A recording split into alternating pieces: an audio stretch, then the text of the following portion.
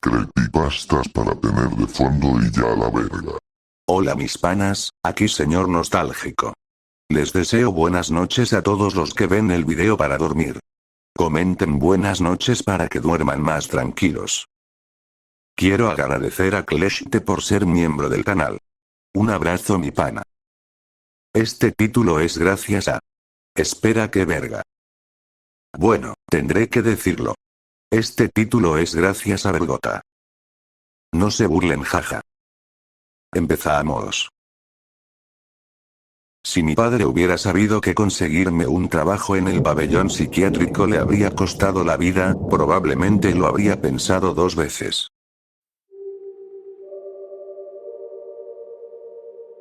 Quiero comenzar esta historia diciendo que soy un chico de 22 años que vive en un pequeño pueblo al norte del estado de Nueva York.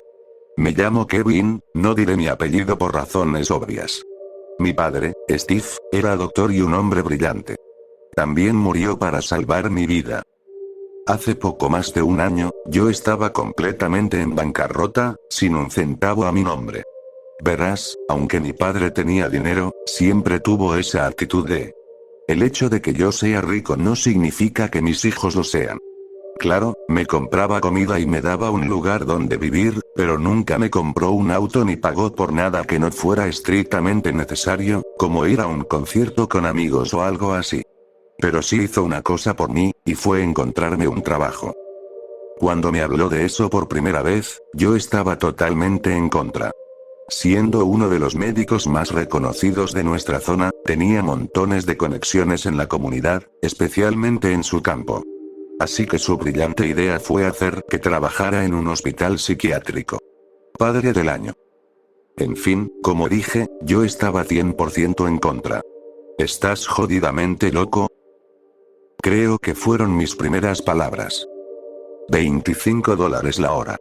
Fue su respuesta. Eso fue suficiente para quebrarme, especialmente cuando mi cuenta bancaria parecía una fila de chirios. Pero antes de decirle que sí, necesitaba saber qué tendría que hacer. Me dijo que básicamente sería un conserje, a lo que hice una mueca de disgusto. Pero esos 25 la hora eran demasiado tentadores. ¿Cómo demonios conseguiste que me pagaran eso? ¿Conoces al tipo o qué? Claro que sí. Dijo. Bob Conti. Ya hablé con él ayer por teléfono. Mañana caminas hasta allá y le dices a ese italiano que tu viejo dice. Bájale a las cadenas de oro. Jamás iba a decirle eso. Al día siguiente monté mi bicicleta y recorrí los casi 10 kilómetros hasta el asilo Williams. El edificio, pintado de blanco deslavado, no tenía ni un rastro de vida. Me dio una sensación escalofriante en la piel. Las puertas delanteras chirriaron cuando las abrí, y la pintura descascarada crujió bajo mis dedos.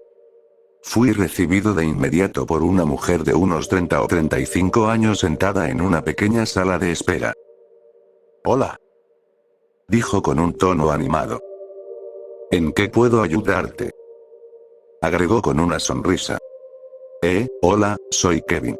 Respondí con nerviosismo. Creo que tengo que reunirme con Bob. Bob Conti. Ah, sí. Dijo. Bob está en su oficina ahora mismo. Si me sigues, te puedo llevar directamente. Ok. Respondí, mientras ella se levantaba de su escritorio. Caminaba con calma, sus tacones resonaban por los pasillos, haciendo eco con cada paso. Su cabello castaño rebotaba con su ritmo. Me pareció un poco demasiado arreglada para ese trabajo. Bob.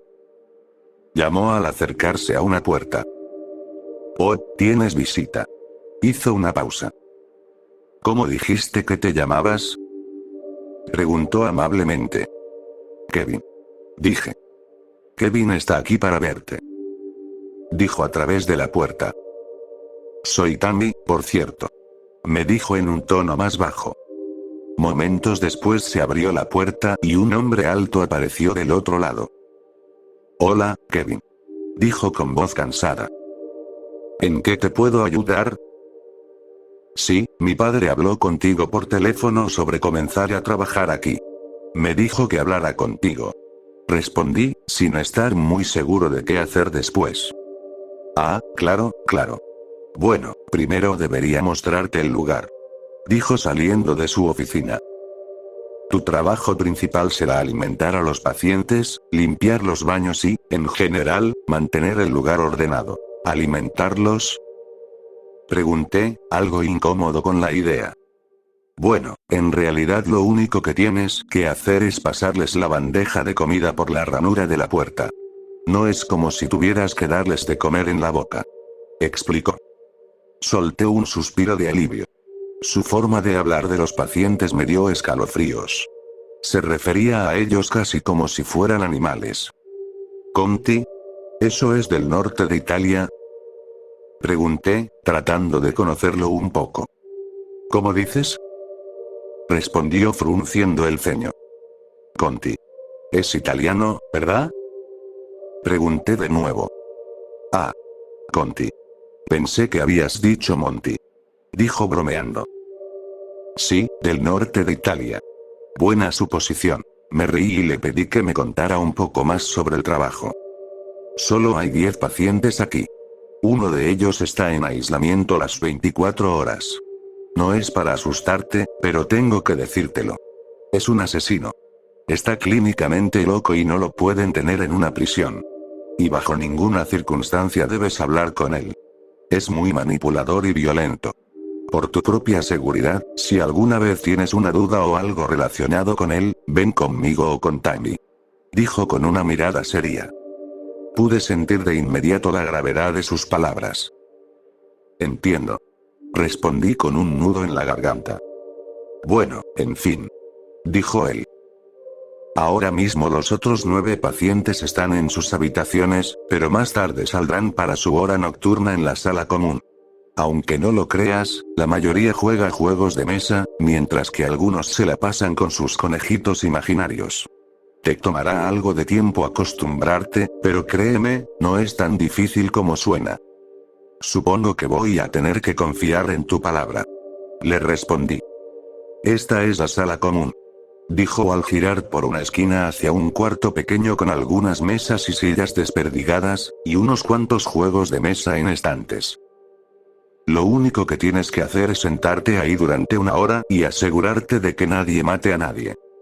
Se me cayó la mandíbula. No supe ni qué decir. Es broma. Es broma. Rió. Los otros 9 internos no son violentos, no tienen ningún historial de peleas físicas. Aunque sí tienen la boca sucia, así que prepárate para eso. Me mostró los baños, las celdas, y el resto de las instalaciones, hasta que finalmente terminó el recorrido y regresamos a su oficina. La mayor parte del tiempo estoy en mi oficina, haciendo papeleo, facturas, asegurándome de hacer los pedidos de comida y esas cosas, ya sabes, cosas del jefe. En fin, siempre puedes hablar con Tammy si necesitas algo. Normalmente está en su escritorio. Piensa en ella como tu subjefa. Bienvenido a bordo. Dijo extendiendo la mano. ¿Y qué hago ahora? Pregunté, sin estar del todo seguro. Habla con Tammy, ella te explicará los detalles. Dijo mientras cerraba la puerta lentamente. Caminé por los pasillos laberínticos y confusos hasta llegar por fin al escritorio de Tammy. ¿Entonces? Pregunté. Entonces, esto es más de la mitad del trabajo. Dijo extendiendo los brazos hacia los lados. Sentarte en el trasero y esperar que se acabe el día. ¿De verdad? Pregunté, escéptico. Sí. Respondió. Lo estás viendo. ¿Y entonces qué se supone que haga? Insistí. ¿Sabes qué? Puedo dejar salir a los pacientes más temprano esta noche para que veas cómo es. Explicó. A Bob no le molestará. Acepté, porque tampoco tenía mucha opción. Caminamos por los pasillos enredados hasta llegar a un corredor largo y angosto que se extendía desde la sala común. A cada lado había 5 puertas idénticas. Sólidas, blancas, con un tono amarillento por el tiempo. Cada una tenía una ranura con una bandeja del otro lado. Los azulejos desmoronados de las paredes tenían tonos desvaídos de marrón pálido. Tammy iba delante de mí, haciendo sonar las llaves mientras abría la primera puerta a la derecha. Aquí está el viejo Jackson. dijo mientras la puerta rechinaba al abrirse. Un hombre ojeroso, de cabello canoso, se levantó lentamente. Tenía la espalda encorvada y unas bolsas moradas colgando bajo sus ojos vacíos. Apenas si tuvo la energía para pasar junto a mí con total indiferencia hacia mi existencia. Sentí una oleada de emociones al ver a mi primer paciente. Las siguientes puertas contaban la misma historia. Cascarones de seres humanos caminando por el pasillo, con la mirada muerta y ausente. Zombies. Finalmente, en la sexta puerta, hubo un cambio. Un hombre negro mayor, con una cicatriz evidente que le recorría un costado de la cabeza. Tenía el cabello corto y un ojo completamente blanco. Su aspecto me impactó al principio, pero luego me despertó curiosidad. Estaba desesperado por saber qué le había pasado. ¿Qué onda, men? Te vi mirándome, perro. Sabes que maté como a 3 o 4 mil negros cuando andaba en la calle. Habló de forma acelerada, escutiendo las palabras. Se levantó y pasó junto a Tammy y a mí, todavía contando sus historias. Tenía 6 tigres, 4 leones, 17 pumas, ya sabes, los de las montañas, no los de África. Tierra natal. Mierda, men, leones, tigres y osos. Tammy lo interrumpió. Supongo que ya estaba harta de sus desvaríos, igual que yo. Ese es Rick, aunque probablemente no responda a ese nombre. Dijo. Ni lo sueñes. Scar es mi nombre. Dijo él con una mueca retorcida. Tammy rodó los ojos. Sigamos. Dijo. La celda 7 y la celda 8 tenían a 2 mujeres mayores que parecían muy nerviosas. Se estremecían y se agachaban por cosas que no estaban ahí, hasta que finalmente salieron corriendo por el pasillo. Ann y Katy. Las llamó Tammy. La celda 9 albergaba a una joven con ojos encendidos. Tenía un bozal ajustado fuertemente a la cara, que amortiguaba sus gritos. Sus ojos me atravesaron con puro terror. Tammy prácticamente tuvo que arrastrarla fuera de la celda. Vamos, René, él no va a hacerte daño. Repetía Tammy, tratando de calmarla. La mujer intentaba gritar desesperadamente, tratando de decirnos algo a mí y a Tammy. Finalmente logró soltarse del agarre de Tammy y salió corriendo por el pasillo, enloquecida. Tammy fue tras ella de inmediato, la derribó en el suelo y ambas se estrellaron dentro del cuarto común. Los otros pacientes miraban sorprendidos. Tammy levantó con fuerza a la paciente asustada, la arrastró de regreso por el pasillo, la metió en su celda y azotó la puerta. Te vas a quedar ahí hasta que aprendas a comportarte en el cuarto común. Le gritó furiosa a René. Golpeó la puerta 4 veces con la mano, claramente fuera de sí. No sabía qué hacer. Me quedé congelado. Tragaba saliva mientras presenciaba todo. Finalmente, Tammy apartó la mirada de René, la paciente alterada. Uk. Soltó un suspiro. Perdón. Murmuró. Yo no creo poder hacer esto. Dije mientras lentamente me daba la vuelta para irme del edificio. No.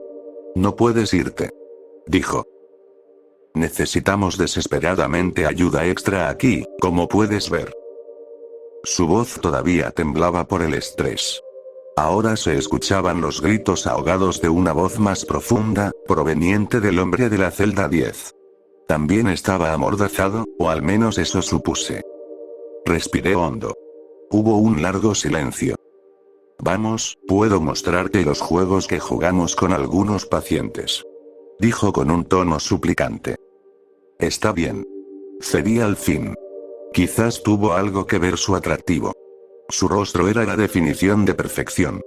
Y su cuerpo no se quedaba atrás. Ella sonrió de oreja a oreja cuando acepté continuar con el trabajo. Caminamos hacia el cuarto común, donde los pacientes seguían desconcertados por lo que acababan de presenciar. ¿Quién quiere jugar a la casita?, preguntó Tammy, rompiendo el silencio. Sorprendentemente, Jackson, Scar, Ann y Katy se ofrecieron felices para jugar. El anciano Jackson levantó débilmente la mano, como si le diera miedo hacer una pregunta. Sí, Jackson, dijo Tammy con un tono como el que se usa con un niño pequeño. ¿Puedo ser el bebé? murmuró con su voz áspera. Pero claro que sí, Jackson. Si ya traes puestos tus pañales. Se echó a reír. Jackson sonrió con ojos bobalicones mientras se bajaba los pantalones para mostrarnos sus pañales manchados de excremento. Me eché hacia atrás por puro reflejo. Me dieron arcadas cuando el olor me golpeó la nariz. Estuve a punto de vomitarle encima. Kevin. Gritó Tammy. No puedes actuar así frente a los pacientes. Mira, ahora está llorando. El hombre delgado sollozaba sin control y finalmente se fue a una esquina de la sala para hacer pucheros. Tammy se fue tras él con frustración, recogiendo un pañal de repuesto en el camino. ¿Jackson bebé se hizo popó?, dijo con una sonrisa. Él soltó una risita y levantó las piernas en el aire. Ella lo desnudó y procedió a cambiarle el pañal ahí mismo, en medio del cuarto. Una vez más me quedé congelado, incrédulo. Quise decir algo, pero no pude. Esto no podía ser legal. Estaba tan asqueado que me dieron náuseas. Mientras tanto, Scar estaba tirado boca arriba, jadeando como un perro y pateando las piernas en el aire.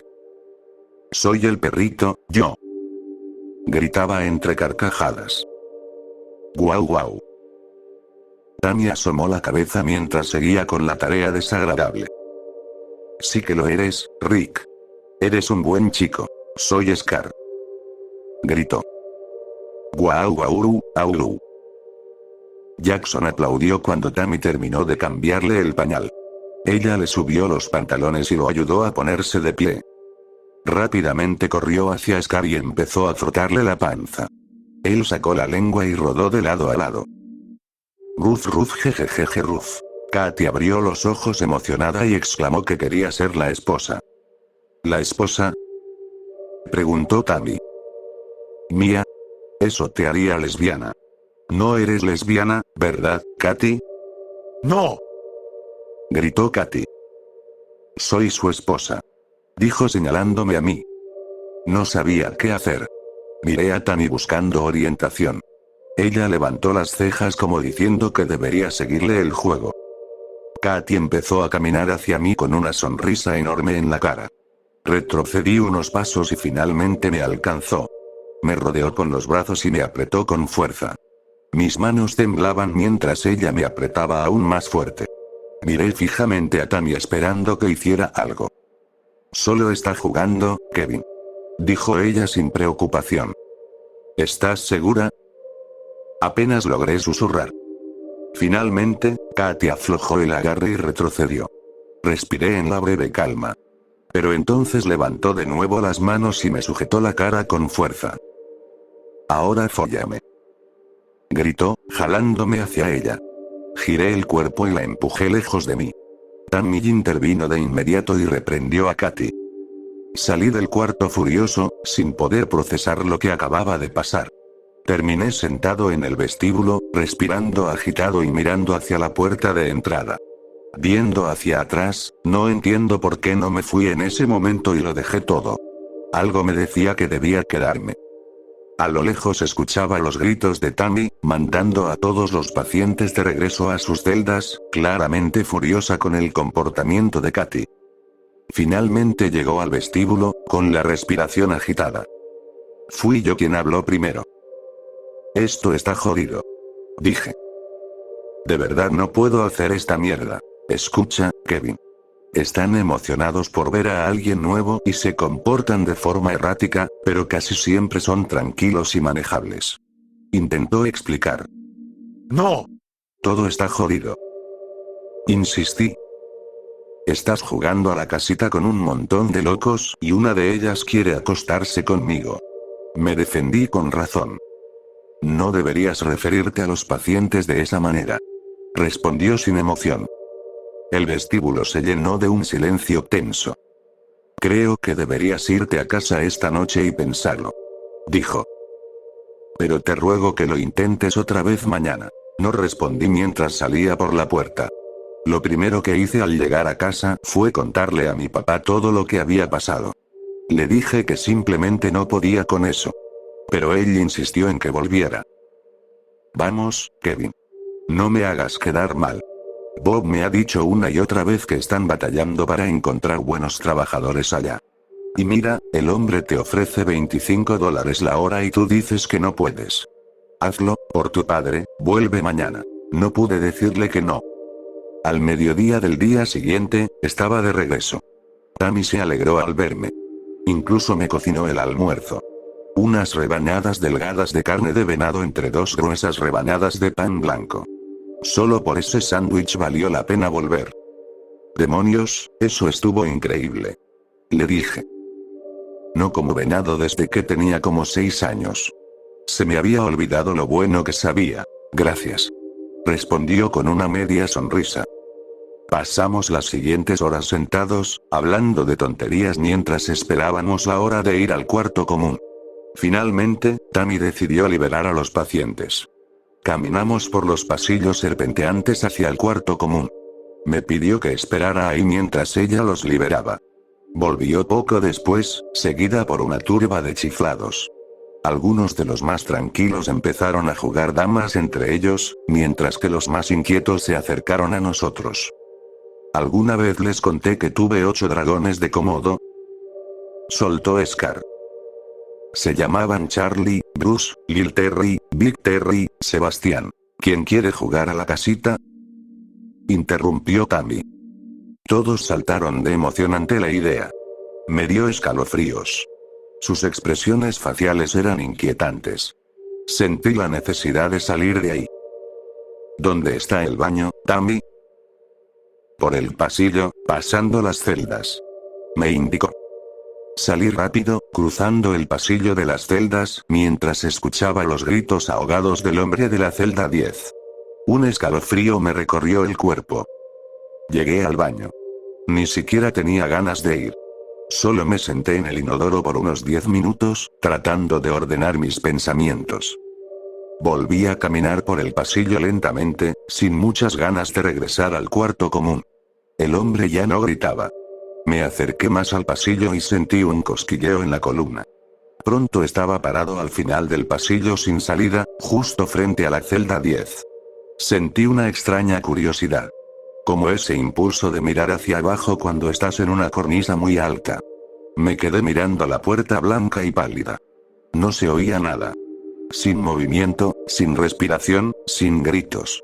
Nada. Me agaché, acercando el rostro a la ranura por donde pasaban la comida. Espié con los ojos. Apenas se veía nada, solo sombras y la bandeja de metal obstruyendo gran parte de la vista. Me arrodillé para intentar ver mejor. Al cambiar de posición, noté algo en el suelo, justo al borde de la puerta. Un pequeño charco de sangre espesa y roja, extendiéndose unos cuantos centímetros desde la base. Se me cortó la respiración. Volví a mirar por la ranura, y ahí estaban, 2 ojos inyectados en sangre abiertos de par en par por el terror. Caí de espaldas, completamente dominado por el miedo. Mi cabeza golpeó contra la puerta de la celda 9, justo enfrente. Había olvidado que había una paciente ahí, hasta que empezó a gritar otra vez. El hombre en la celda 10 comenzó a golpear la puerta con lo que supuse eran su cara o sus manos. Me levanté como pude y salí corriendo de regreso al cuarto común para avisarle a Tammy que el paciente estaba sangrando. Y al final del pasillo, estaba Katy. Su mirada me atravesó. «Hola, esposo», dijo con frialdad, y comenzó a caminar hacia mí con paso decidido. Ni siquiera dudé en empujarla. Estampé su cuerpo contra la pared y corrí por los estrechos pasillos hasta la sala común. Tammy estaba sentada en el sofá de espaldas a mí mientras los pacientes deambulaban libremente, haciendo lo que querían. ¿Acaso estás poniendo atención?, grité. Tienes a un montón de locos caminando por todas partes y tú estás sentada aquí. Mis palabras se cortaron de golpe al ver lo que ocurría frente al sofá. Jackson yacía de lado, con la cabeza en su regazo, mientras succionaba su pezón al aire libre. ¿Qué demonios está pasando aquí?, grité incrédulo. Tammy se levantó de golpe, metiéndose el pecho de nuevo en la camisa.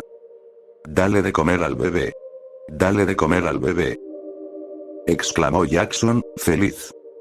«Solo está jugando», dijo Tammy, suplicante. Negué con la cabeza, lleno de asco. Voy a contárselo a Bob. No puedes hacerlo. Gritó, corriendo detrás de mí. Llegué a la oficina de Bob mucho antes que ella y abrí la puerta sin anunciarme.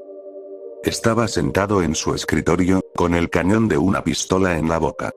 Me miró sorprendido y se la quitó rápidamente. Me quedé congelado. Su expresión cambió a furia de inmediato. Nunca me interrumpas durante mi tiempo privado. Rugió, la voz temblando de rabia. Su rostro se tornó rojo mientras se ponía de pie. En la pared detrás de él colgaba su licencia médica, con una foto en la que aparecía sonriendo, sereno.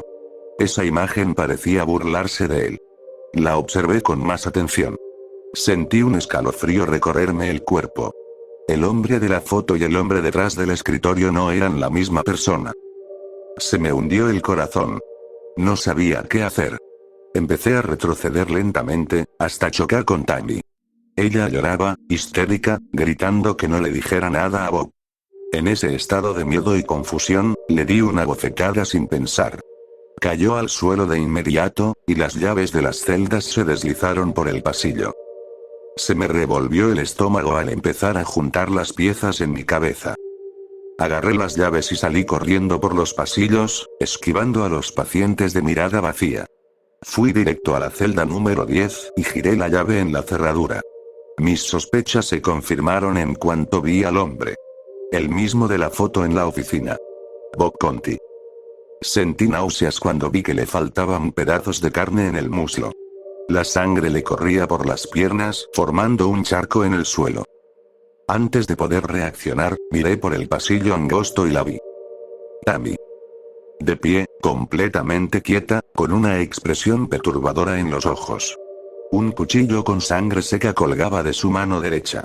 Su cabeza inclinada. Una sonrisa que parecía arrancarte el alma le cruzaba el rostro. Retrocedí hasta chocar con la pared del fondo. Se lanzó hacia mí con una velocidad inhumana, el cuchillo en alto. Soltó un chillido como el de un gato acorralado. Tropecé con mis propios pies y caí dentro de la celda. Ella cerró la puerta de golpe y se rió con una carcajada escalofriante. ¿Alguien se asustó? Canturreó desde la ranura de comida. Luego empezó a clavar el cuchillo por el hueco una y otra vez, riendo con locura. Finalmente se alejó, dejándonos encerrados en la celda. Tenía las llaves, pero no servían desde dentro. Le quité el bozal a Bob y me explicó lo que había pasado. Me dijo que la mujer de la celda 9, René, era su recepcionista. No había nada que pudiéramos hacer. Pasé las siguientes 18 horas en esa maldita celda, esperando mi muerte. Seguro muchos se preguntan por mi padre, y por qué dije al inicio que murió para salvarme. Cuando no regresé a casa esa noche, debió haberse preocupado muchísimo. Quiso hablar con Bob en persona para saber si sabía algo de mí o dónde había ido. El hombre que había suplantado a Bob lo mató de un disparo, pero no antes de que mi padre llamara a la policía para avisar que algo andaba mal. El impostor murió en un tiroteo con los oficiales, y tuvieron que usar un soplete para abrir las puertas de las celdas 19. René volvió a ser más o menos ella misma con el paso de un año, pero Bob nunca se recuperó. Y creo que yo tampoco. La policía dice que nunca encontraron una mujer en el edificio ni en los alrededores que coincidiera con la descripción de Tammy. Ha pasado un año. El motivo por el que cuento esta historia hoy, es porque anoche vi a Tammy. No me cabe la menor duda. Su rostro está grabado en mi mente. Estaba parada frente a mi casa, observando con esos ojos fríos. No tengo idea de cómo me encontró. No hay explicación posible. Temo por mi vida. Ya contacté a la policía y estarán vigilando mi casa día y noche. No puedo seguir viviendo con este miedo constante.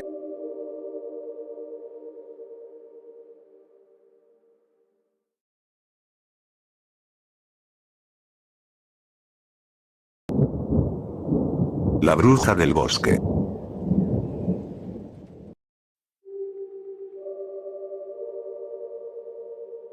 Mi historia comienza en el verano de 2017. Llevaba más de 10 años trabajando para alcanzar el puesto de mis sueños y por fin lo sentía al alcance de mi mano. Al salir de la entrevista, supe que me iban a elegir. Me contrataron 2 días después, y desde entonces he trabajado ahí con felicidad. El nuevo puesto venía con un aumento considerable de sueldo, pero eso era solo uno de los grandes beneficios. El otro era una casa de la empresa.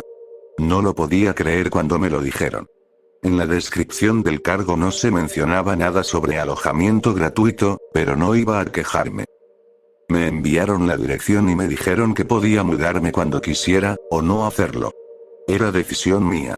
Nada parecía raro o siniestro en ese momento, y honestamente, no creo que la empresa supiera realmente la historia del lugar. Hablé con mi esposa y decidimos aceptarla.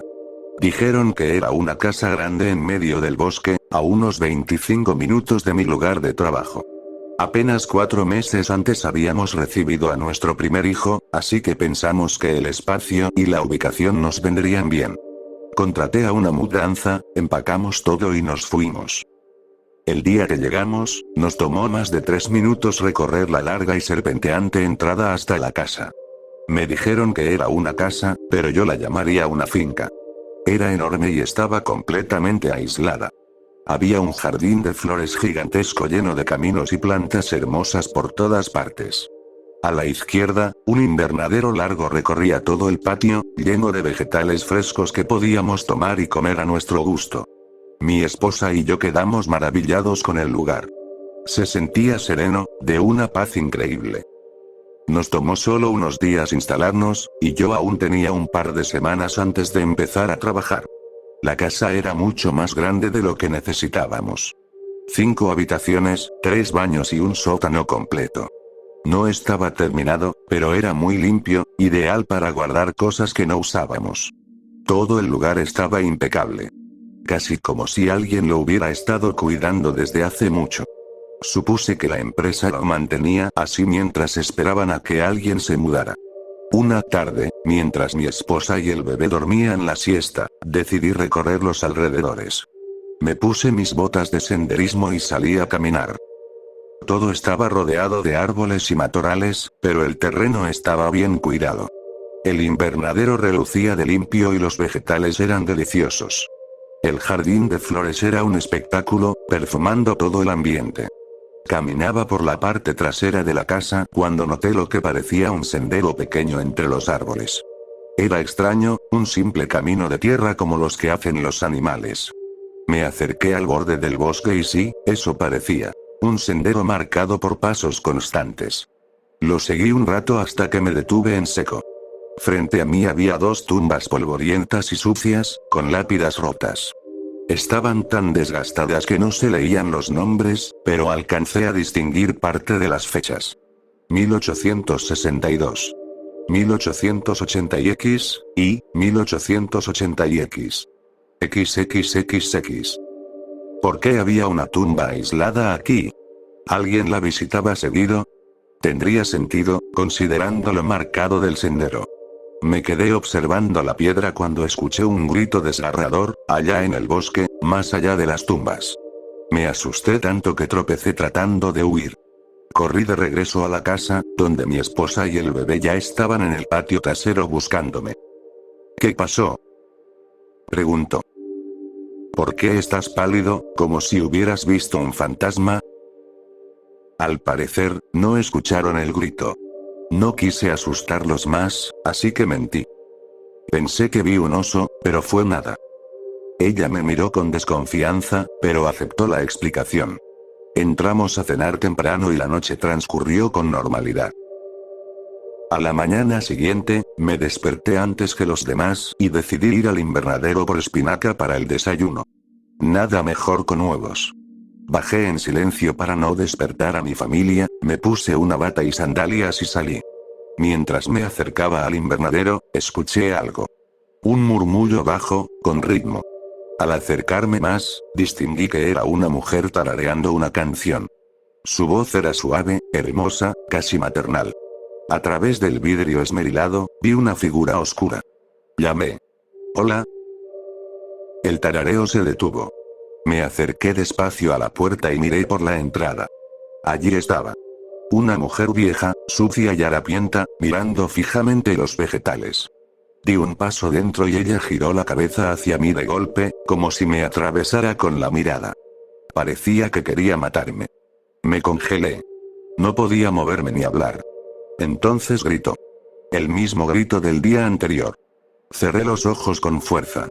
Y de pronto, silencio. Había desaparecido. Ni una señal de que hubiera estado allí. Tomé lo que necesitaba y corrí hacia la casa. Quise llamar a la policía. Debería haberlo hecho. Pero ¿qué iba a decir? No quería que pensaran que estaba loco y terminar encerrado en una clínica psiquiátrica. No, gracias. Decidí ignorarlo. Tal vez estaba soñando despierto. Preparé el desayuno, se lo llevé a mi esposa y continué con mi día. El pasto estaba un poco crecido, era lo único que necesitaba atención en la propiedad. Bueno, eso y las tumbas. Pensé que quizás podía limpiarlas también. Fui al cobertizo a sacar la podadora cuando vi a un anciano caminando por el sendero. Me llamó desde lejos, preguntando si yo era el nuevo dueño de la casa. No, técnicamente no soy el dueño. Le respondí. La empresa me paga por vivir aquí. Oh, yo sé que, redactado, es la dueña. Tienen esta propiedad desde hace más de 100 años. Me interrumpió. No podía creer lo que decía. La casa tenía más de un siglo. Estaba impecable. Dijo 100 años. Eso no puede ser cierto, está perfecta. Claro que está perfecta. Respondió él. Es porque ella la mantiene así. Es la mejor ama de llaves que ha existido. No entendía nada. ¿Quién era él? En kilómetros a la redonda no había casas, así que no podía ser vecino. ¿Ella quién? Habla de la anciana que vi aquí. ¿Vive todavía en la propiedad? Oh, ella está aquí, pero no vive. Era la dueña anterior. Esta era su casa, junto a su esposo y su hijo. Se llamaba Constance. El viejo se quedó más de una hora contándome la historia de la propiedad. Tuve que sentarme en algún momento, me sentía mareado. La casa fue construida en la década de 1870, exactamente en 1877. Constance y su esposo acababan de tener un hijo y construyeron la casa como hogar para su familia. Él era millonario, heredero de una familia petrolera. Vivían una vida de ensueño, hasta que una familia rival pagó a un asesino para eliminarlo. Un día, mientras Constance no estaba en casa, unos hombres vinieron y quemaron la casa con el mismo petróleo que había hecho rica a la familia. Murieron su esposo y su pequeño hijo. Constance volvió a casa y encontró su vida destruida. Loca de dolor, se quitó la vida entre las cenizas de su hogar. Días después, otros encontraron los cuerpos del esposo y el niño y asumieron que había sido un accidente. Los enterraron, pero jamás encontraron el cuerpo de Constance. Con el tiempo, la historia cayó en el olvido. Nadie prestó atención a la propiedad. De algún modo, la casa fue reconstruida poco a poco por Constance, de vuelta a su gloria original. Su alma, desgarrada, quedó anclada al lugar que más amaba. Ella era quien había estado apareciéndose en la casa. Todavía estaba furiosa porque otros vivieran en su hogar. Al parecer, en los años 70, mi empresa encontró la propiedad y logró comprársela al Estado. Pavimentaron el camino y lo conectaron con la casa perfecta.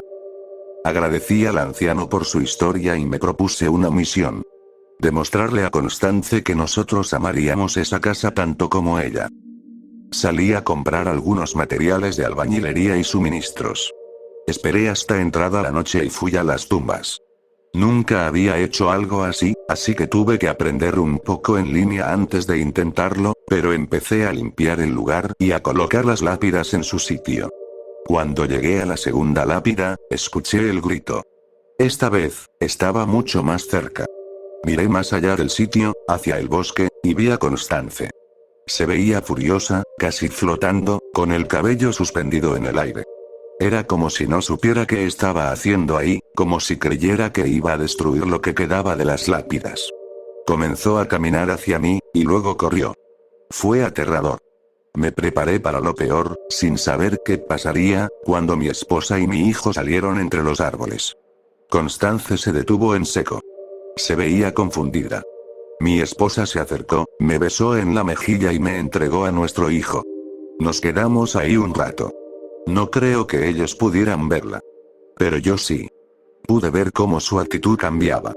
Ella vio lo felices que éramos, y luego miró hacia abajo y se dio cuenta de que yo en realidad estaba tratando de restaurar las lápidas de su familia. Le devolví el niño a mi esposa, terminé de arreglar la segunda lápida y alcé la vista. Constance había cambiado. Se veía hermosa, nada que ver con antes. Tenía el cabello largo y rubio, cayendo sobre un impresionante vestido de seda color burdeos. Esa era la verdadera Constance. La que amaba a su familia y a su hogar tanto como yo amo a los míos. Asintió con la cabeza y se dio la vuelta, caminando hacia lo profundo del bosque. Me gustaría decir que ahí terminó todo, pero no fue así. Pensé que tal vez la pesadilla en esta historia sería Constance, pero no. Ni siquiera se acerca a lo que ocurrió unas semanas después. Cuando eres padre, harías cualquier cosa por tu hijo y por tu esposa. Yo lo sé. Constance también lo sabía. Por eso se quedó en la propiedad. Quería cuidar de su familia y de su casa todo el tiempo que pudiera. Yo haría lo mismo, la verdad. En fin, después de ese último encuentro con Constance, todo fue increíble por unas semanas. El trabajo iba bien, la casa resultó perfecta, y de vez en cuando veía a Constance por la propiedad. A veces tarareando en el jardín, otras veces vigilándonos desde la gran ventana del salón familiar. Nunca se escondía, siempre se quedaba justo al borde del bosque. Era agradable, la verdad. Sentía que estábamos haciendo lo correcto por ella. Había sido traicionada, y lo mínimo que podíamos hacer era ayudarla a encontrar paz. Una noche después del trabajo, llegué a casa y encontré la puerta principal entreabierta. Nada demasiado alarmante, supuse que se había abierto por el viento. Entré, y todo estaba muy silencioso. Nada de ruidos en la cocina, ni televisión en la sala, nada. Dejé mis cosas y fui al comedor. La mesa casi estaba puesta, pero faltaban cosas. Al rodearla, encontré a mi esposa. Estaba inconsciente en el suelo. Grité su nombre, pero no despertaba. Entonces oí a nuestro hijo. Lo escuché llorar arriba, y había movimientos frenéticos en esa misma habitación. Corrí escaleras arriba y atravesé el pasillo hacia su cuarto. Me detuve en la puerta y vi a un hombre enmascarado sosteniendo a nuestro hijo, ya a medio salir por la ventana. Me miró una vez y saltó al tejado del primer piso. Corrí hacia la ventana mientras el hombre disparaba hacia atrás en mi dirección. Me agaché, luego me asomé de nuevo y lo vi corriendo hacia la parte trasera de la casa. Bajé de inmediato para perseguirlo, con el corazón latiéndome en la garganta como un tambor. Salí por la puerta principal cuando escuché otro grito agudo, espeluznante. Pero esta vez no era Constance. Corrí hacia el costado y encontré a nuestro hijo tendido en el césped, sin un solo rasguño.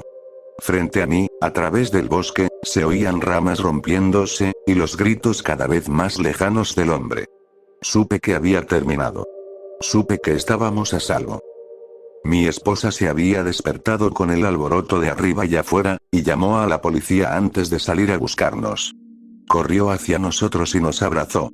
Al parecer, el tipo solo la había golpeado antes de que pudiera gritar, para poder subir. La policía llegó y dimos nuestro testimonio. Les dije que creía que lo había asustado y por eso dejó al niño tirado en el césped. Decidieron buscarlo en la dirección por donde lo vi huir. Lo que encontraron parecía sacado de una película de terror. El hombre estaba empalado en un árbol, a casi 3/4 de altura. Tenía quemaduras por todo el cuerpo, como si lo hubieran arrojado dentro de una casa en llamas.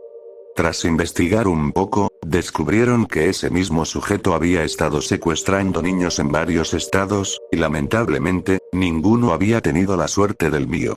La policía nos descartó como sospechosos en su asesinato, aunque no estoy seguro de que hayan investigado muy a fondo. Para ellos, recibió lo que merecía. Cuando cayó la noche, los oficiales terminaron su trabajo y nos preguntaron si estaríamos bien o si queríamos que uno se quedara esa noche. Me quedé pensándolo, cuando miré más allá de los patrulleros. Ahí estaba Constance, al borde del bosque. Sus manos lucían decrépitas, casi como garras. Pero rápidamente volvieron a la normalidad. Me miró, sonrió, asintió con la cabeza y regresó al bosque. Les dije a los oficiales que creo que estaríamos bien. Todo ha ido muy bien desde entonces. Han pasado años desde aquel incidente, y no ha vuelto a ocurrir nada importante. Hubo una vez en que un perro rabioso entró en la propiedad mientras nuestro hijo jugaba afuera, pero no sé muy bien qué pasó con eso. Solo volvió a la casa y nos dijo a mi esposa y a mí que Constance lo ayudó con un perrito malo hoy, y que no iba a dejar que el perrito lo lastimara. Sonreímos y nos pusimos a preparar la cena. Vamos seguido a las tumbas, las limpiamos y sembramos diferentes flores. Construí una linda banca para nosotros y para Constance, para que pueda pasar todo el tiempo que quiera ahí. Pensé en mandar a restaurar profesionalmente las lápidas, pero parece que no le gusta que otros se acerquen al lugar. La enfurece un poco, y entonces empiezo a ver a la vieja Constance. Y déjame decirte algo. No creo querer estar en su contra otra vez.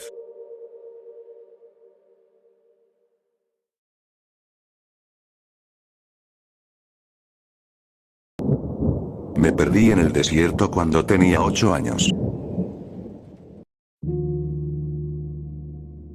Mi padre murió en el verano de 2001. No sentí mucha tristeza. Me quería, eso es cierto, pero nunca debió haber sido padre. Controlaba de forma maníaca cada aspecto de mi vida, desde el color de mis calcetas hasta pesar cada gramo de comida, si es que se acordaba de darme de comer. Todavía tengo pesadillas por estrés en las que combino mal la ropa. No tengo casi nada de mi madre, salvo el recuerdo muy borroso de sus ojos verdes y su cabello rojo, salvaje. Se fue cuando yo tenía 3 años, así que mi papá la odiaba. Le culpo de muchas cosas, pero no de eso. Una persona que abandona a su hijo por voluntad propia se gana ese odio. Después de que él murió, fui a vivir con el hermano de mi mamá, en el condado de Inyo, California. Ni siquiera lo conocía. Mi padre nunca lo permitió porque el tío Scott había escondido a mi madre durante los meses previos a que ella desapareciera del mapa por completo. Mi papá consideraba eso una traición imperdonable. Para mí, el condado de Inyo parecía un planeta alienígena. Colinas arenosas llenas de árboles de Josué, acantilados y montículos enormes de roca azotados por el viento, saliendo de la nada. Paisajes duros y una desolación abrumadora, envueltos en esa belleza cruel y sobrecogedora que solo se encuentra en los desiertos. Crecí entre veranos sofocantes. Para mí, agosto siempre fue sinónimo de una humedad agotadora, de esas que te quitan el aire. En comparación, California fue un alivio. El calor seguía siendo abrumador, pero era seco, casi vigorizante.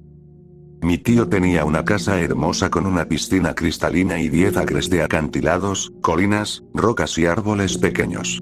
Mirar ese paisaje tan extraño me hacía sentir solo y perdido.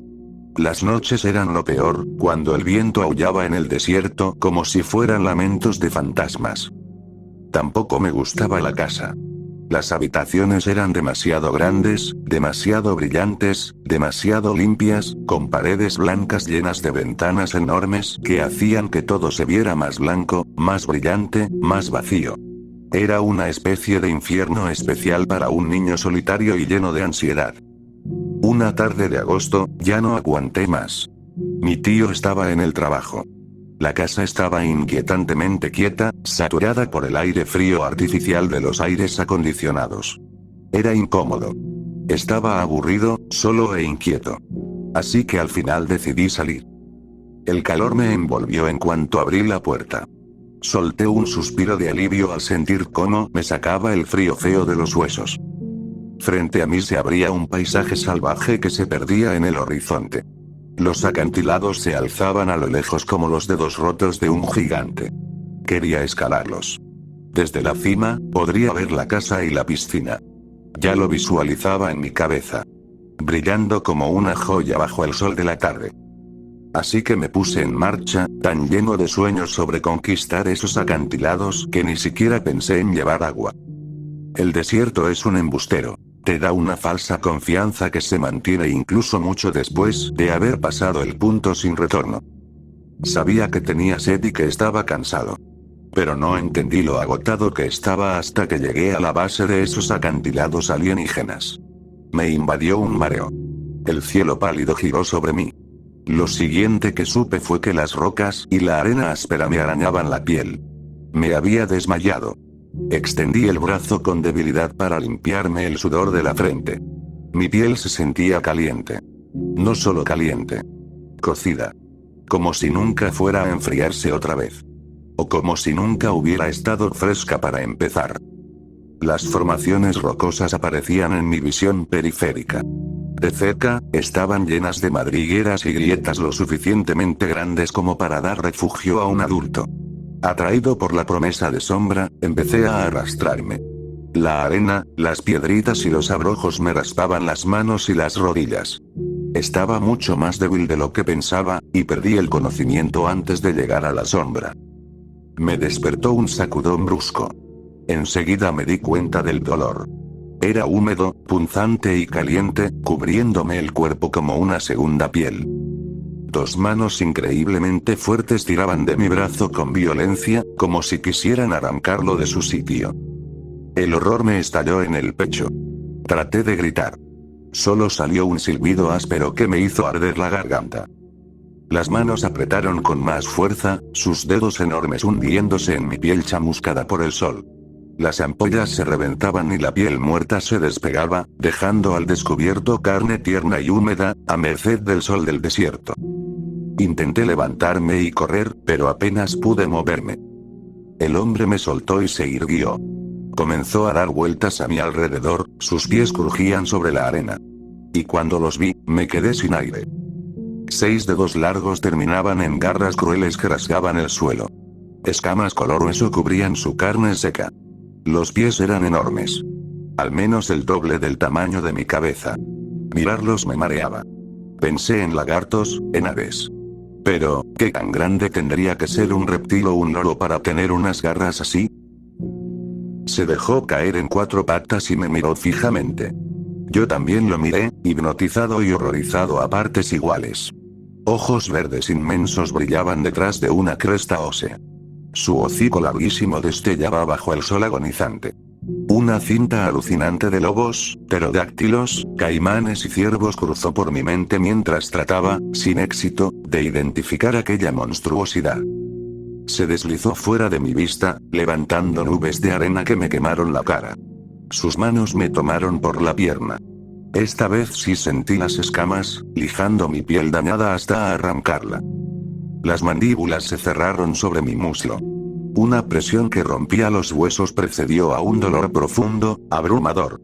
Intenté gritar, pero solo salí con una arcada cuando los tejidos crudos de mi garganta se pegaron entre sí. Todo a mi alrededor empezó a parpadear. Negro, luego un blanco lavado como después del destello de una cámara, y después un azul antiguo, dolorosamente brillante. Algo duro presionaba contra mi columna. Tuve una imagen mental delirante. Una pala tanteando debajo de mis omóplatos. Pero entonces la criatura resopló, soltando un chorro de aire caliente sobre mi espalda. No era una pala, era un hocico. Me hizo rodar y me inmovilizó contra el suelo. Las garras atravesaron mi camisa y mi piel, dejando pequeños pozos de sangre. Sus ojos verdes ardían, casi humanos, salvo por la pupila horizontal en forma de hendidura. Gimoteé, sollozando sin fuerza. Inclinó la cabeza, y mechones de pelo rizado y rojo cayeron sobre sus hombros escamosos. Cada hebra brillaba como brasas bajo el sol agonizante. Placas de escamas reptilianas cubrían su abdomen, protegiendo un vientre blando y unos pechos inquietantemente humanos. La criatura me observó por un largo rato. El sol seguía bajando, lanzando haces de luz naranja entre las formaciones rocosas. Uno se coló sobre su rostro, convirtiendo sus ojos verdes en pozos oscuros. Cuando cayó el crepúsculo, finalmente se apartó de mi pecho. Después de un momento, sus mandíbulas se cerraron alrededor de mi pie. Recé por morir, o al menos por desmayarme, para no sentir cómo me devoraba. Pero no me devoró. En cambio, me arrastró lejos. La luna se alzó sobre nuestras cabezas, mientras el desierto comenzaba a despellejarme vivo. El dolor fue demasiado, y me desmayé. Desperté entre brumas con los gritos desesperados de mi tío. Las luces de las patrullas giraban y parpadeaban sobre la arena. Miré hacia el desierto y alcancé a ver por última vez a la criatura, o sea, perderse entre la oscuridad. Los disparos retumbaban en el aire mientras los hombres se gritaban órdenes unos a otros. ¿Dónde está la ambulancia?, chillaba mi tío. ¿Dónde está la maldita ambulancia? A pesar de su histeria, no era capaz de mirarme a los ojos. Alguien se acercó. Manos cuidadosas me ayudaron a incorporarme. Me encontré mirando un par de ojos azules, amables. Era uno de los policías.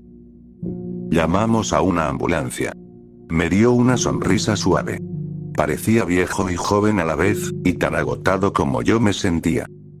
Extendí una mano temblorosa e intenté sonreír. La piel quemada de mi rostro se agrietó, enviando descargas de dolor brillante por toda la cara. Soy Jenny. Una tristeza enorme lo invadió, pero no dejó de sonreír. Tomó mi mano. Oficial Bowen. Nadie sabe qué era esa criatura, claro. El informe policial dice que fue un ataque de un cánido. No sé qué pasó, pero sé que no era un maldito perro. Pasé 2 semanas en cuidados intensivos, recibiendo injertos de piel y el tipo de reconstrucción ósea que requiere enormes clavos. A veces tengo pesadillas donde los veo sobresalir del yeso. Mi tío se negó a hablar del tema. La única vez que lo intenté, me dio una bofetada y dijo que me dejaría en el desierto si volvía a mencionarlo. Y con eso, por supuesto, se terminó la conversación. Vendió su casa unos años después y cortó todo contacto conmigo. Me mudé a la costa. Vivo en el mismo estudio desde que salí de la universidad. Es pequeño, pero siempre hay gente cerca. Feliz, triste, enojada, da igual. Su presencia es todo lo que necesito. Lo mejor de todo es que desde mi ventana puedo ver el océano. En la dirección contraria, no hay más que autopista y colinas verdes y onduladas. No hay desierto, ni acantilados, ni desolación.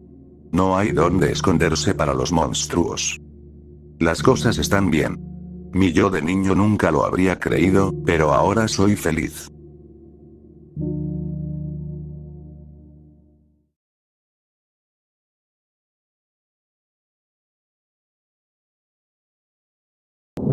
Mi vida se convirtió en un índice bursátil. Pensé que Bob era mi amigo. Estaba en uno de los peores momentos de mi vida. Básicamente había tocado fondo. Me habían despedido del trabajo, mi novia de ese entonces me había dejado, y acababa de salir del hospital tras romperme el tobillo. Estaba peor que en bancarrota. Tenía préstamos estudiantiles, deudas de tarjetas de crédito, tenía que pagar todo eso. Fue entonces cuando me crucé con Bob. Nos conocimos justo cuando me estaban dando de alta. Él era voluntario en el hospital y coincidimos en un pasillo. Nos pusimos a charlar, y cuando me preguntó cómo estaba, en lugar de fingir que todo iba bien y decir simplemente bien, decidí contarle la verdad. Para mi sorpresa, no me juzgó, ni siquiera cuando le confesé que me habían despedido por robarle a mi jefe. No era algo de lo que me sintiera orgulloso. Lo hice porque me había pasado con los gastos. Pero ahora estaba realmente metido en un hoyo. Más sorprendente aún, me ofreció ayudarme.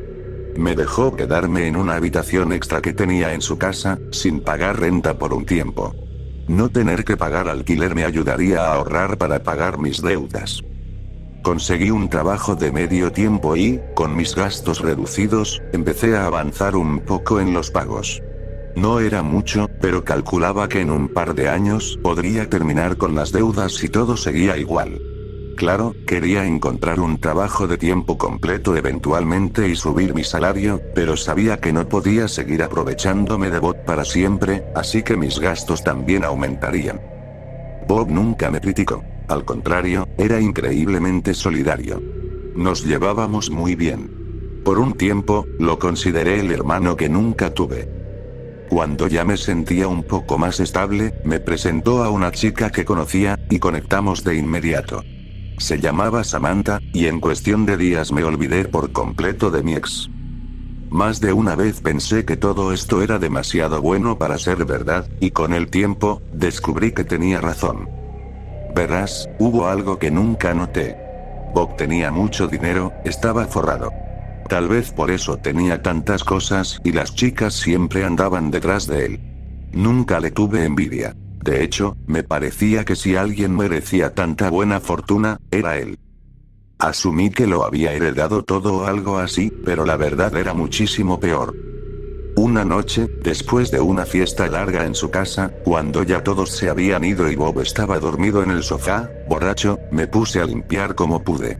Fue entonces que noté que había dejado su computadora encendida, y no pude evitar fijarme en lo que tenía abierto. Era un gráfico de acciones, una gráfica que iba en subida, todo en verde. Así era como hacía dinero Bob. Con trading. Siempre creí que eso nos servía para ganar de forma constante. ¿Pero qué estaba operando exactamente? Entonces vi el símbolo del activo y se me detuvo el corazón. Era mi nombre. Le di clic al botón de atrás y vi el sitio web que estaba usando. Nunca lo había visto antes. ¿Te gusta invertir? Aquí en redactado, puedes invertir no en empresas, sino en personas. Me quedé confundido, ¿era una empresa de recursos humanos o algo así? Pensé que lo del símbolo con mi nombre era una coincidencia y le di clic, buscando más información. Si antes se me había detenido el corazón, ahora sentí que se congelaba.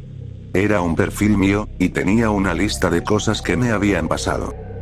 Básicamente, mi vida estaba dividida en parámetros como vida amorosa, ingresos, vida social, deudas, etc., y todo se combinaba en un número único. Mi valor había caído cuando toqué fondo, y cuando revisé el historial de operaciones de Bob, vi que justo ahí fue cuando compró muchas opciones de compra, justo antes de que mi índice subiera, que fue cuando él empezó a ayudarme a salir adelante. Mi valor se disparó cuando conocí a Samantha, y volvió a subir cuando encontré trabajo de tiempo completo.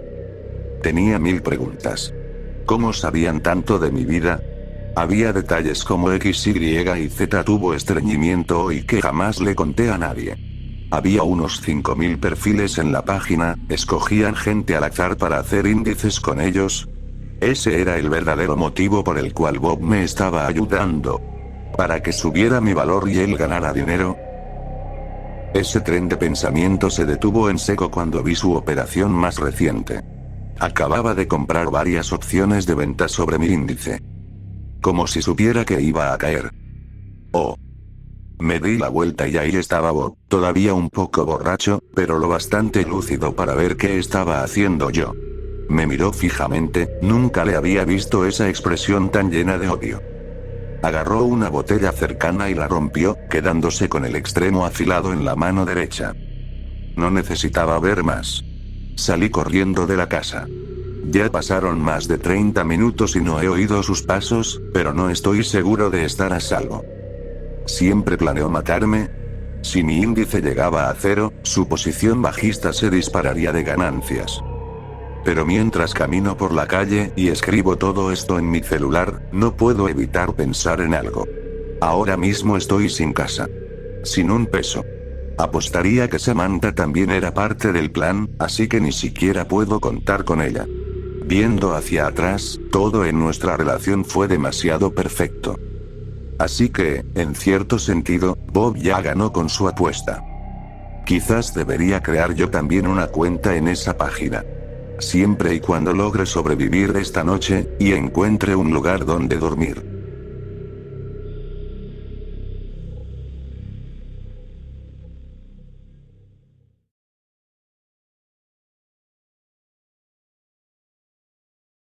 Salté, pero no puedo bajar.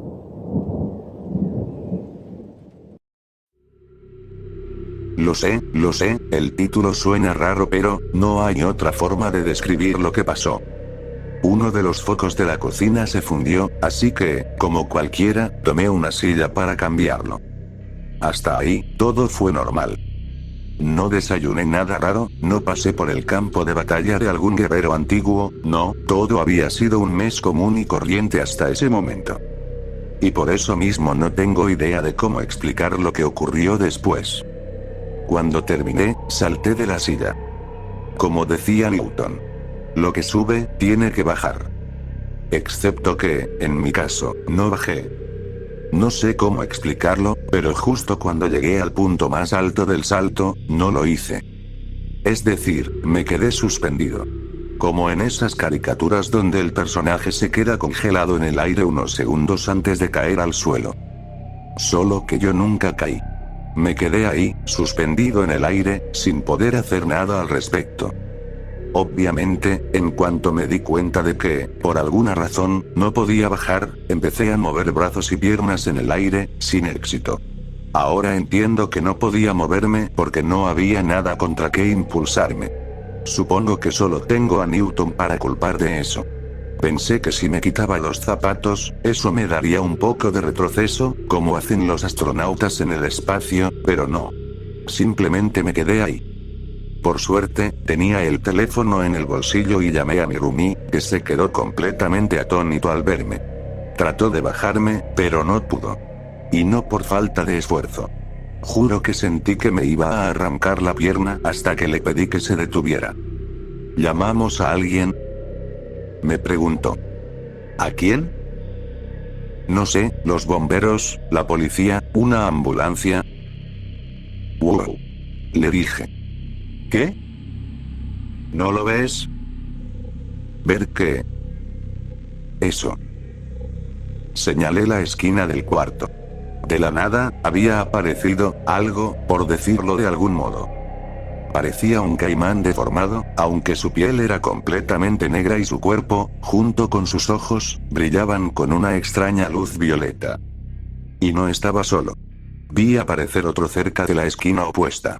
Mi roomie no pudo ver ese otro. La forma en la que se movían era hipnótica.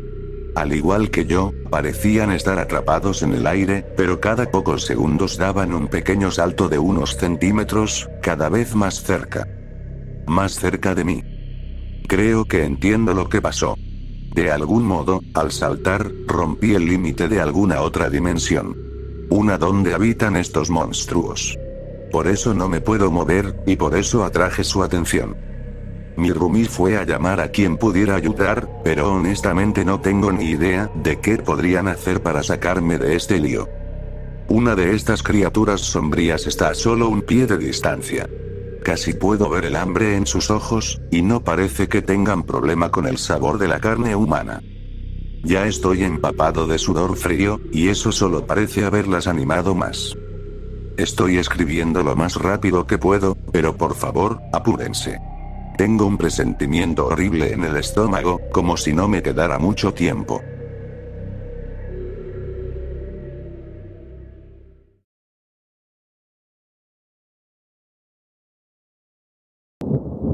Lo primero que murió fue el pez dorado de la clase.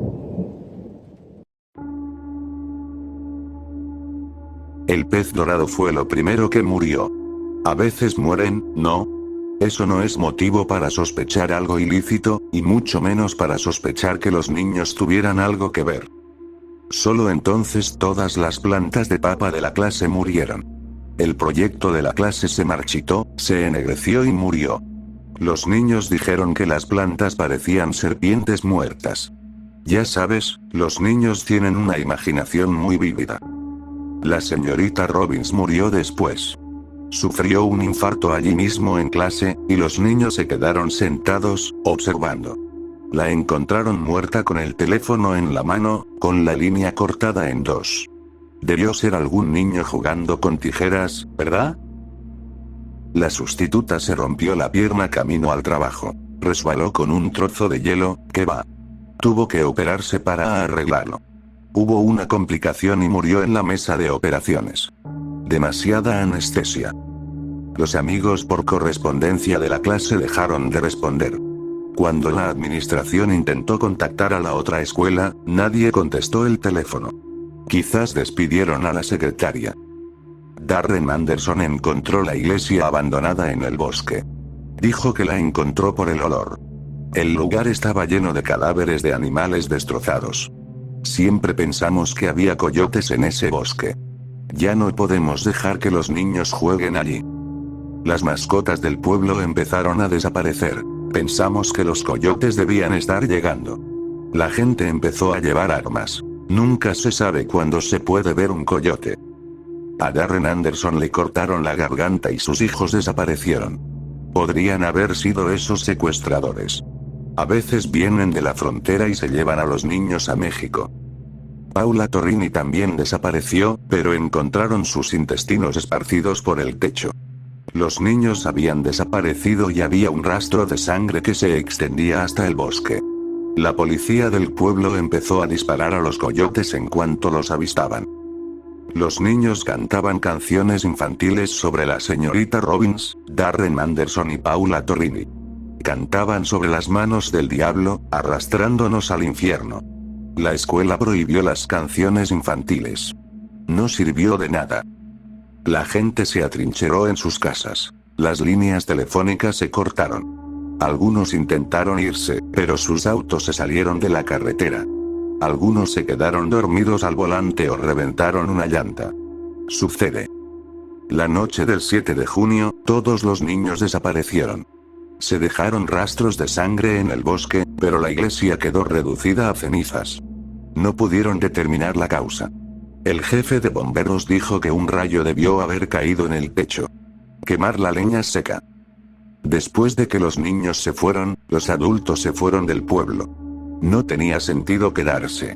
Es lo más extraño. No recuerdo el nombre del lugar. Supongo que la gente olvida las cosas. Las plantas de mi jardín murieron anoche. Se pusieron negras y se marchitaron.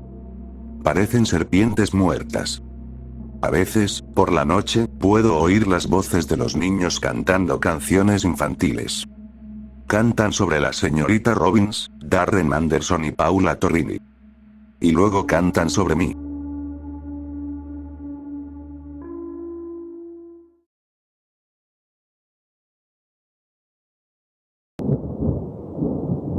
Claustrofobia.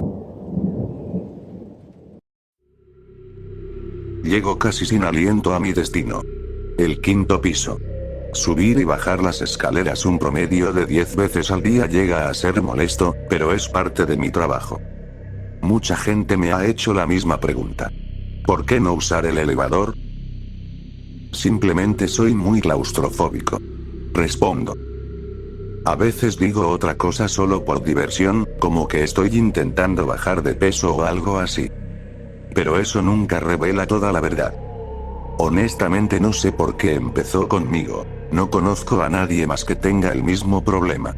No sé si hice algo mal, aunque hasta donde sé, no hice nada que lo provocara.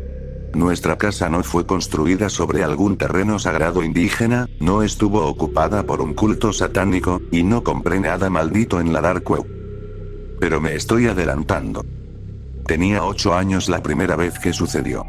Mi cuarto estaba en el segundo piso de la casa. Había un pasillo largo que llevaba a un segundo baño, y en medio estaban las escaleras. Las luces al final del pasillo usualmente estaban apagadas, así que aunque podía mirar hacia allá desde la puerta abierta de mi habitación si movía un poco la cabeza mientras dormía, solo veía una cortina negra. Un día todo cambió. Supongo que me alegro de que estuviera subiendo las escaleras cuando ocurrió. Me di la vuelta para tirarme en la cama cuando lo sentí. Y me volteé. En la oscuridad, había algo más. Un vacío que consumía hasta las sombras con sombras aún más oscuras, una figura sin luz. Tenía forma de hombre. Y empezó a acercarse hacia mí. Bajé corriendo las escaleras y casi tropiezo, pero afortunadamente no me hice daño. Le conté a mis padres y ellos me aseguraron que era solo un producto de mi imaginación. Durante 2 años no volvió a suceder. Dormía tranquilo y casi lo había olvidado. Hasta que sucedió otra vez. Esta vez estaba en la cama cuando empezó a acercarse. Casi me había quedado dormido cuando la oscuridad se movió, y pude verlo mejor. Era un ser completamente negro. Se movía lento, pero avanzaba hacia mí. Salté de la cama, pero ahora bloqueaba la entrada a las escaleras. Pensé seriamente en saltar por la ventana, pero gracias a mis gritos llegó mi papá y el hombre desapareció. Le dije que solo había tenido una pesadilla, pero después de eso dormí en una habitación libre en la planta baja. Siempre tenía la ventana abierta por si tenía que saltar. Llegó la adultez y sin más encuentros con ese hombre, casi lo olvidé. Casi. Hace 2 años, bajaba las escaleras del edificio de departamentos donde me mudé después de la universidad. Iba hacia la lavandería, que quedaba en el sótano. Con algunas monedas menos, estaba a punto de regresar para ver televisión y volver en media hora cuando mi corazón casi se detuvo. Lo vi. Al pie de las escaleras. Era tan aterrador como lo recordaba. Sin rasgos, solo un vacío en la silueta de un hombre. Comenzó a bajar las escaleras. Entré en pánico y me di la vuelta, pero no había salida. Nuestra lavandería era vieja y ni siquiera tenía ventanas, estábamos técnicamente bajo tierra. Pensé que era el fin, hasta que escuché voces desde arriba, y la sombra desapareció. Por suerte, algunas personas tenían que bajar. A diferencia de las otras 2 veces que lo vi, esta fue en pleno día. Desde entonces he entendido 2 cosas. Primero, que el hombre nunca se acerca cuando hay más personas alrededor. Segundo, que aunque se mueve lento, siempre intenta acorralarme en un lugar donde no pueda correr. Y sé que el día que me alcance será el fin.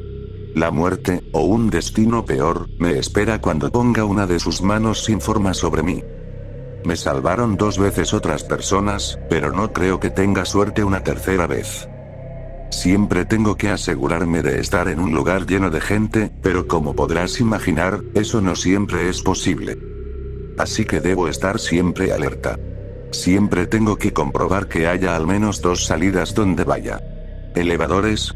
No puedo confiar en que siempre haya gente en ellos, y si alguien se baja antes de mi piso, pues qué coincidencia, yo también tengo que bajarme ahí. Por eso la mayoría del tiempo ni siquiera arriesgo. Pero es difícil explicar todo esto a alguien que acabas de conocer, seguro lo entiendes. Así que les digo algo que, ahora que lo pienso, es cierto. Simplemente soy claustrofóbico.